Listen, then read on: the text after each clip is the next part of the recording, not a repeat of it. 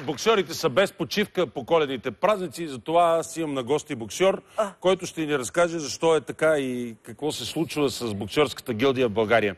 Киро, здравей! Как си? Ще работиш ли по Коледа, кажи? Кажи, Киро. Ще работя, какво да правя? Как ще работиш? Нали? Без това ме изгониха от къщи. Кой те изгони? Престани, седни. Размина ми се инфаркт. Значи... Жена ми ме изгони. Защо? Защо? Беше много нелеп скандал. Нелеп скандал. Всичко започна, Слави, когато тъщата протегна с ръце да сложи звездичката. Коя? Звездичка върху елхата? И като ми се откри. Така я нокаутирах, че тъста от кеф започна да играе Дунавското. От кеф? Да.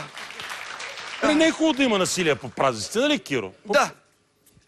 Значи, аз искам да кажа... За мен...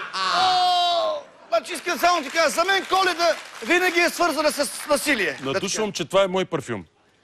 Надушвам, че сме от една порода. Чакай само... Престани, бе! Чакай да ме... Беше на Мухозол, стига.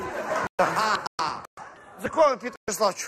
Питам те, че не питам, а казвам, че не е хубаво да има насилие по Коледа. Значи за мен Коледа винаги е била свързана с насилие. Миналата година на връх празника благотворителен матч ми би най-малкото от джуджетите на дядо Коледа. Как да кажеш? Казва се Маламир. Мисля, че този е някакъв далечен лапландски братовчет на Кобрат и Тервел Пулеви.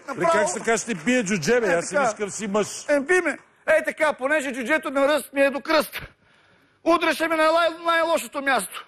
За целия матч имах 6 нокаута на левия и 7 нокаута на десния тести. Не може ли да има някакви...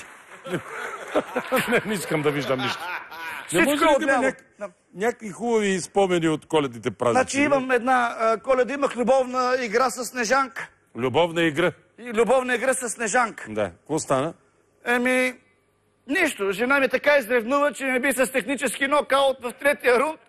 Значи казвам технически, защото ме удари по главата с микроволновата печка. С ръба.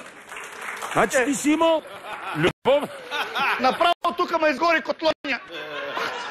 Значи ти си имал любовна игра с Снежанка, прословутата с красавица. Не, с прословутата салата Снежанка.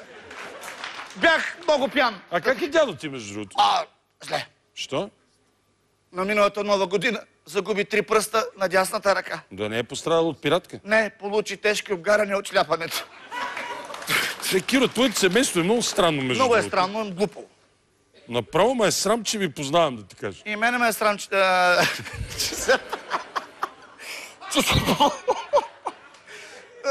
И не ме е срам, че се познавам. Че само синът ми така... на татиовата гордост, умник, красавец. Тая година го избраха за мис УНСС. Много съм доволен. Много е хубав. Много ми хареса. Много хубаво. Избрали са синът и за мис. Престани. Да. За мис УНСС. Моля? Престани да се пръскаш. Ще пожелаеш нещо на зрителите за новата 2013 година? Да. Тя идва скоро. Точно. Пожелавам на всички мир и любов. Мир вътре в семейството и любов извън него. Да сте живи и здрави!